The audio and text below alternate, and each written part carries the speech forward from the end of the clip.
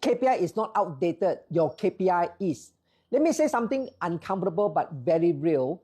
When people say KPI is outdated, most of the time it is not KPI. It is because of two big mistakes I see companies make. And I'm not saying this from theory. I'm saying this from running real businesses and sitting in real management meetings. And mistake number one, they confuse being busy with performing. Lots of report, lots of dashboard, everyone looks hardworking. But ask one simple question, are we actually winning this month? Suddenly, everyone needs to check first. Mistake number two, they try to manage people without clear outcomes. Managers motivate, coach, and encourage. But without clear result, conversation becomes emotional, subjective, and tiring. And then KPIs get blamed. Here's why I care about this. My background, I'm currently running 10 businesses across product and service industry.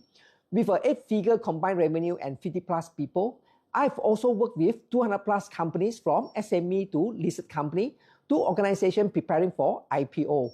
Different industry, same pattern. So let me be very clear. KPI is not outdated. Bad KPI thinking is.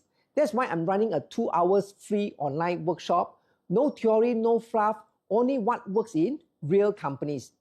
You will learn, number one, how to identify KPIs that truly move the business. Number two, how to align people, budget, and KPIs so teams stop firefighting. And number three, how to use KPI as a coaching tool, not a punishing tool.